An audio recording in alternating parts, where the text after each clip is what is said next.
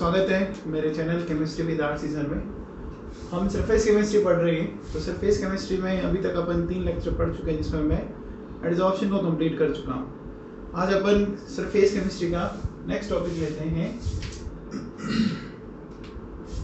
Catalyst.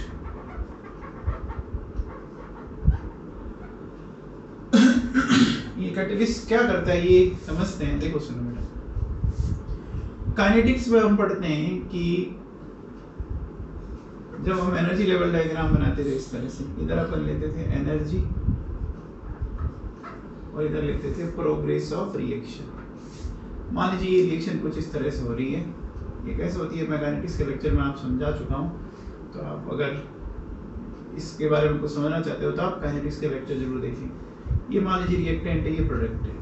अब देखो, अभी ये जो रिएक्शन है मैं बिना कैटलिस्ट के करवा रहा हूँ, तो मुझे यहाँ से यहाँ तक पहुँचने के लिए इस बैरियर को पार करना पड़ेगा। बैरियर का मतलब आप समझे कि जस्ट लाइक जैसे आपको मेडिकल इंजीनियरिंग कॉलेज में अगर जाना है तो आपके सामने ये बैरियर होता है। इस बैरियर को आपको क्रॉस करना पड़ता है। ये बैरियर अगर आप क्रॉस कर पाएंगे तो उधर चले जाएंगे, ठीक है। ये जो है इसको अपन बोलते हैं एनर्जी बैरियर, ठीक है। अब अभी ये बैरियर इतना बड़ा है, लेकिन अगर हमने यहाँ पे कैटलिस्ट मिलाया तो कैटलिस्ट क्या करता है बेटा, देखो सुनो, ये इस बैरियर को छोटा कर देगा। ये बैरियर छोटा हो गया, तो जो pहले बैरियर इतना बड़ा था आपका, वो बैरियर अब कितना रह गया, छोटा रह गया। ये बैरियर अब इतना सा रह गया आपका, देखिए, ठीक है ना। तो कैटलिस्ट क्या करते हैं, देखो बेटा, कैटलिस्ट की अगर अपन बात करें तो कैटलिस्ट जो एनर्जी बैरियर होता है ना, इसको छोटा कर देता है। एनर्जी बैरियर छोटा करने से फायदा क्या होगा कि पहले मॉलिक्यूल को यहाँ से यहाँ तक पहुंचने के लिए हमें ज्यादा एनर्जी देनी पड़ रही थी, उसको एक्टिवेट करने के लिए ज्यादा एक्टिवेशन एनर्जी की रिक्वायरमेंट थी। तो एक्टिवेशन एनर्जी पहले आपको इतनी चाहिए थी, अब वो इतनी चाहिए, तो एक्टिवेशन एनर्जी कम हो गई। तो कैटलिस्ट की डेफिनेशन क्या हुई कि कोई भी ऐसा सब्सटेंस जो एनर्जी बैरियर को छोटा कर दे, यानी एक्टिवेशन एनर्जी को कम कर दे, जिससे रिएक्शन आपकी क्या हो जाए, स्मूथली हो जाए, ठीक है ना। फिर देखो क्या होता है बेटा, है ना। अगर अपन बात करें इसमें आगे, eight the end of reaction it is reproduced. ये क्या होता है, रिएक्शन के बाद ये वापस रिप्रोड्यूस हो जाता है, ठीक है ना। तो ये कैसे रिप्रोड्यूस हो जाता है ये अपन इनकी मैकेनिज्म में देखेंगे। तो कैटलिस्ट की डेफिनेशन समझ लें, any substance which participate in a chemical reaction and decrease energy barrier और activation energy so that reaction can occur smoothly, है ना, and at the end of reaction it is reproduced. ये इस तरह से इसकी डेफिनेशन हम कह सकते हैं। तो कैटलिस्ट की डेफिनेशन मेरे हिसाब से आपको समझ में आ गई होगी। अब कैटलिस्ट की डेफिनेशन के बाद अपन आगे चलते हैं। देखिए, अब जिस रिएक्शन में ये कैटलिस्ट उस रिएक्शन की एक्टिवेशन एनर्जी को डिक्रीज कर रहा है, उसका अपन नाम देते हैं कैटालिटिक रिएक्शन या कैटालाइसिस बोल सकते हैं अपन इसको, ठीक है ना। तो आगे देखिए क्या करेंगे अपन। तो कैटालिटिक रिएक्शन अपन किनको बोलते हैं कि जिस रिएक्शन में आप कैटलिस्ट का यूज करते हो तो उस रिएक्शन में अपन क्या बोल सकते हैं, कैटालिटिक रिएक्शन ना। अब कैटालिटिक रिएक्शन कितने टाइप की हो सकती है वो मैं आपको थोड़ा सा एक्सप्लेन करता हूँ। तो सबसे पहले देखिए बेटा, क्या दो टर्म आते हैं, होमोजीनियस एंड हेट्रोजीनियस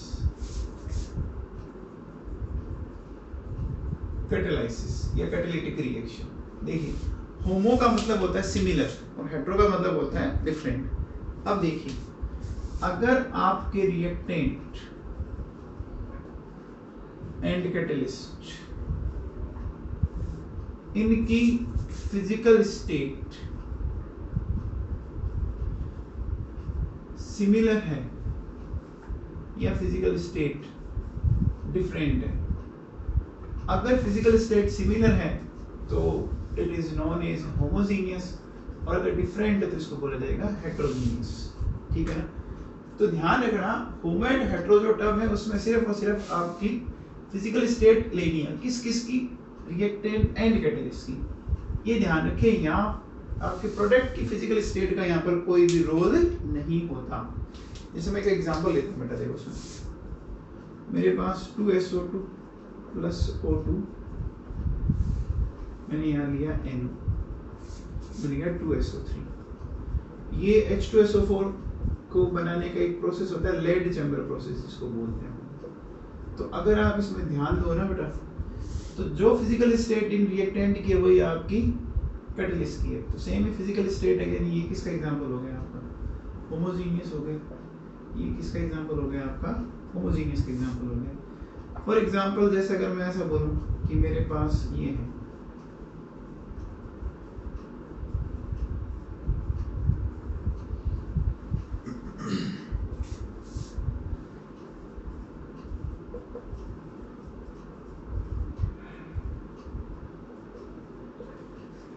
ये लिक्विड स्टेट में, ये भी लिक्विड स्टेट में, इसका मतलब ये भी क्या होगी होमोजीनियस होगी। तो सिंपल है कि रिएक्टेंट एंड आपका जो कैटलिस्ट है वो क्या आना चाहिए, सेम फिजिकल स्टेट में आ जाना चाहिए। अब देखिए बात हेटेरोजीनियस की करते हैं। अब ये जो पहला एग्जांपल है, इस पहले एग्जांपल में अगर मैं यहाँ पर कैटलिस्ट ले लेता हूँ V2O5 जो सॉलिड है, ये मिलता है, तो ये आपने देखा होगा बेटा, ये आपकी H2SO4 बनाने का कॉन्टैक्ट प्रोसेस होता है। P ब्लॉक में पढ़ेंगे आप लोग, H2SO4 का बनाने का ये कॉन्टैक्ट प्रोसेस है। ये गैसियस फेज में, ये सॉलिड फेज में, तो ये आपका किसका एग्जांपल हो गया, ये हो गया हेटेरोजीनियस का। लाइक जैसे अमोनिया बनाने का एक हैबर प्रोसेस होता है हमारे सामने, तो इसमें जैसे अपन Fe काम में लेते हैं एज ए कैटलिस्ट, तो ये होता है हैबर प्रोसेस। तो हैबर प्रोसेस में अपन कह सकते हैं कि देखो ये गैसियस फेज में था, ये सॉलिड फेज में था, इसका मतलब ये भी क्या हो गया आपका हेटेरोजीनियस हो गया। जैसे देखिए वेजिटेबल ऑयल है, ठीक है, ये लिक्विड फेज में, ये हमने लिया हाइड्रोजन, और यहाँ हमने लिया निकल, निकल जो है सॉलिड स्टेट में, ये कन्वर्ट हो जाता है वेजिटेबल घी के अंदर। तो अब यहाँ पे भी अगर आप देखें तो ये लिक्विड है, ये गैसेस फेज है, ये सॉलिड है, तो ये भी किसका एग्जांपल हो गया heterogeneous. So and homo and heterogeneous जो टर्म है वो डिपेंड करता है physical state of reactant and catalyst, product पे कभी भी डिपेंड नहीं करता। ये बात आप दिमाग में फिट रखें, प्रोडक्ट का इसमें कोई रोल नहीं है। इसके बाद अपन चलते हैं नेक्स्ट, देखिए नेक्स्ट जो कैटालिटिक रिएक्शन है वो लेते हैं ऑटो कैटालिटिक रिएक्शन या सेल्फ कैटालिटिक रिएक्शन, है ना। जस्ट लाइक जैसे कुछ बच्चे होते हैं सेल्फ मोटिवेटेड, है ना, उनको मोटिवेट करने की जरूरत नहीं होती, वो अपने आप ही सेल्फ मोटिवेट हो जाते हैं। तो ऐसे एक रिएक्शन है ना, ऑटो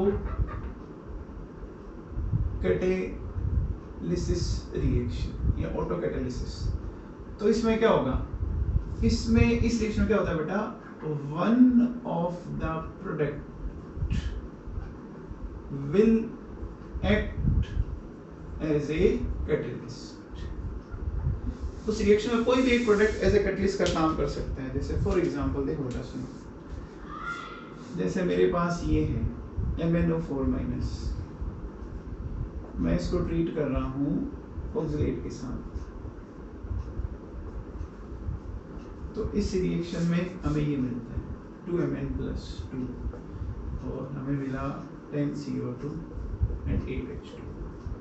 तो बेटा इस रिएक्शन में ये जो मैग्नीज है वो यहाँ पे एज ए कैटलिस्ट का काम करेगा, वो काम करेगा एज ए कैटलिस्ट। अब देखिए स्टार्टिंग में ये जो रिएक्शन होती है ये स्लो होती है ना, जब स्टार्ट होगी तो स्लो होगी। स्लो क्यों होगी कि उस टाइम तक वो आपका सब्सटेंस बना हुआ नहीं होगा।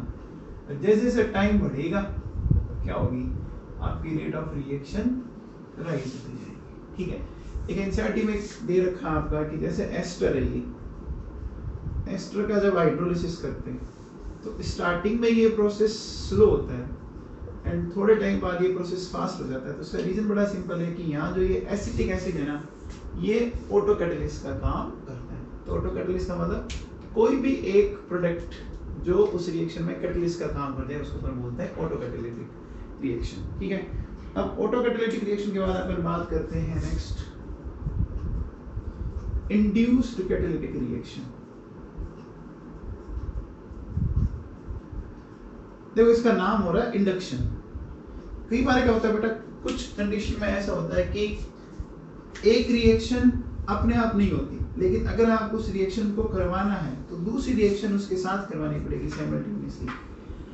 यानी जब कोई रिएक्शन किसी दूसरी रिएक्शन के होने के लिए इंडक्शन का काम करे तो उसको अपन बोलेंगे इंड्यूस्ड कैटालिटिक रिएक्शन।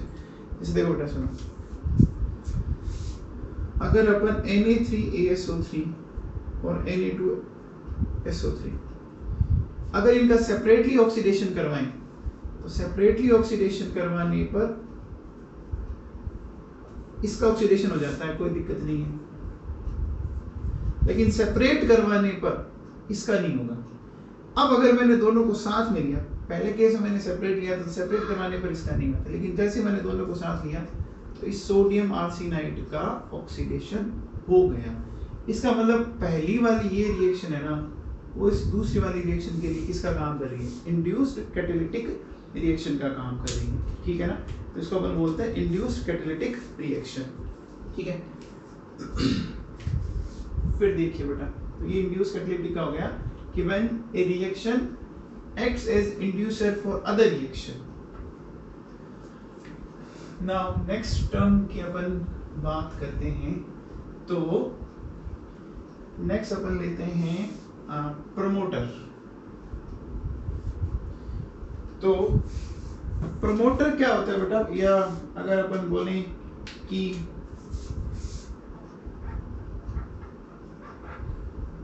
प्रमोटर, या इसको अपन ये भी बोल सकते हैं एक्टिवेटर। देखो प्रमोटर या एक्टिवेटर ऐसे सब्सटेंस होते हैं, है ना, वो इटसेल्फ नॉट ए कैटलिस्ट, वो खुद कैटलिस्ट नहीं है, बट ये क्या होते हैं, ये अपन ऐसा कह सकते हैं इनको भैया, कैटलिस्ट फॉर ए कैटलिस्ट। ये कैटलिस्ट के कैटलिस्ट है, मतलब उस कैटलिस्ट की एक्टिविटी को बढ़ा देगी। जैसे देखो एग्जांपल की बात अगर अपन करें, जैसे ये N2+3H2 है, ठीक है ना, तो यहाँ जैसे ये Fe एज ए कैटलिस्ट है, और इसमें जैसे ही मैं मोलिब्डेनम मिला देता हूँ, मोलिब्डेनम यहाँ पे प्रमोटर का काम करेगा। तो मोलिब्डेनम इसकी एक्टिविटी को बढ़ा रहा है, Fe तो बढ़ा रहा है इस रिएक्शन की एक्टिविटी को, MO बढ़ा रहा है इसकी एक्टिविटी को, मतलब MO यहाँ पर इसके लिए किसका काम कर रहा है? As a activator. Is it clear? तो ये मिल गया हमें 2 moles ऑफ NH3, ठीक है ना। तो हम इसको इस तरह से एक्सप्लेन कर सकते हैं कि प्रमोटर अपन उनको बोलेंगे जो क्या करते हो, जो दूसरे जो कैटलिस्ट होता है उसको एक्टिवेट करता है। अभी एक्टिवेट कैसे करते थे छोटा सा, जैसे मान लीजिए ये कोई कैटलिस्ट था, ठीक है, ये कैटलिस्ट है। अब जब प्रमोटर का जो मॉलिक्यूल आता है वो इन दोनों के बीच में एंट्री मारेगा, जो इंटरस्टिशियल वॉइड्स होती है, जैसे ही बीच में वॉइड मारेगा तो ये दोनों एटम ओपन हो गए, काफी तरह से खुल गए, तो सरफेस एरिया क्या हो जाएगा? बढ़ जाएगा, सरफेस एरिया बढ़ जाएगा, तो ये अच्छे से क्या होगी, उस कैटलिस्ट की एक्टिविटी को बढ़ा सकता है। समझ में आ गया मामला की? तो प्रमोटर क्या करता है, कैटलिस्ट की सरफेस पे नंबर ऑफ एक्टिव साइट्स को बढ़ा देता है, उसकी एक्टिविटी को बढ़ा देता है। ये हो गया प्रमोटर या एक्टिवेटर। देन अपन बात करते हैं कैटलिस्ट पॉइजन। देखो अगर प्रमोटर ने कैटलिस्ट की एक्टिविटी को बढ़ाया तो ये क्या करेगा, it will decrease the activity of catalyst. ये क्या करेगा, ये कैटलिस्ट की जो एक्टिविटी उसको डिक्रीज कर देगा, कैटलिस्ट की एक्टिविटी को डिक्रीज कर देगा, है ना। जैसे देखो बेटा सुनो, ये N2+3H2 के एग्जांपल है।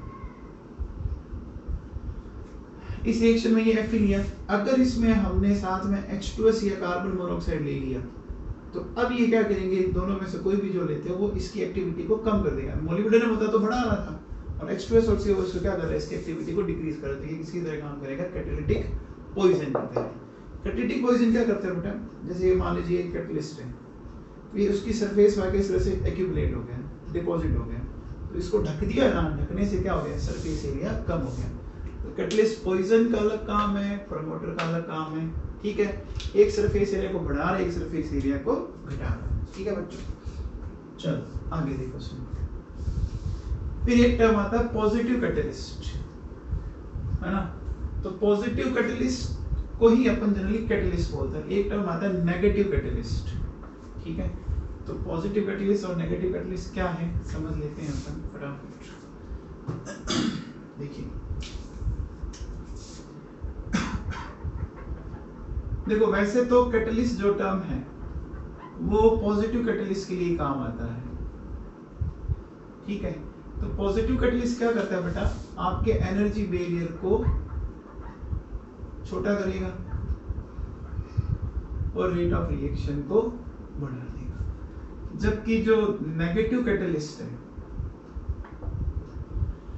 ठीक है ना, वो क्या करेगा, वो एनर्जी बैरियर को बड़ा कर देगा एंड रेट ऑफ रिएक्शन को घटा देगा। देखो, एक है नेगेटिव कैटलिस्ट, एक है कैटलिस्ट पॉइजन। तो कैटलिटिक जो पॉइजन है वो तो कैटलिस्ट की एक्टिविटी को कम करने का काम करता है, और जो नेगेटिव कैटलिस्ट है वो क्या करता है, वो रेट ऑफ रिएक्शन को कम करने का काम करता है। जैसे देखो, नेगेटिव कैटलिस्ट के अगर अपन एग्जांपल दें, पॉजिटिव तो बहुत सारे, नेगेटिव कैटलिस्ट के अगर मैं एग्जांपल दूं, जैसे देखिए क्लोरोफॉर्म है। क्लोरोफॉर्म को अगर अपन एयर के अंदर खुला छोड़ दें तो ये एक टॉक्सिक क्या पॉइजन गैस बना देता है ना बेटा। तो इस प्रोसेस को अगर हम रोकना चाहते हैं तो हम इसमें क्या करते हैं, हम इथाइल अल्कोहल मिला देते हैं।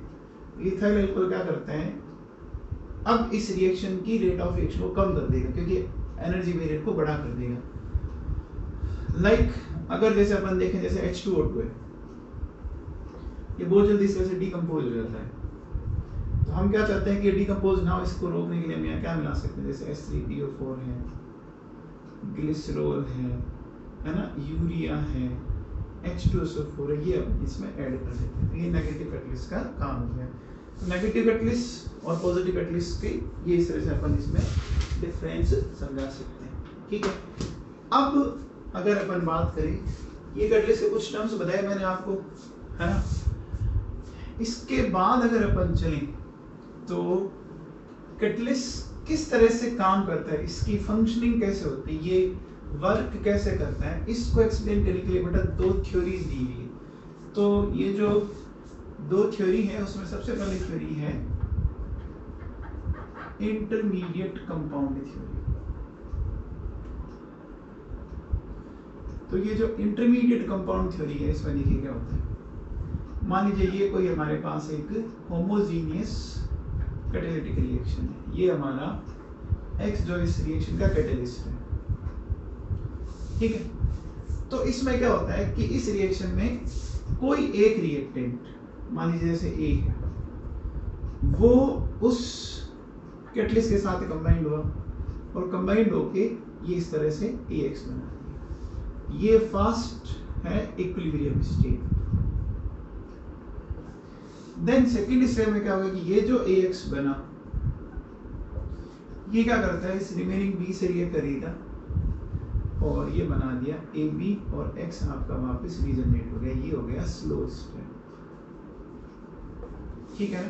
तो ये हो गया आपका स्लो स्टेप। तो देखिए, कैटलिस्ट स्टार्टिंग में काम आया, है ना, यहाँ पर, और वापस रीजनरेट हो गया। इसलिए कैटलिस्ट कि कभी भी अमाउंट और केमिकल कंपोजिशन चेंज नहीं होता। हो सकता है फिजिकल स्टेट चेंज हो जाए, हो सकता है उसका कलर चेंज हो जाए, लेकिन अमाउंट और केमिकल कंपोजिशन कभी चेंज नहीं होगी, ठीक है।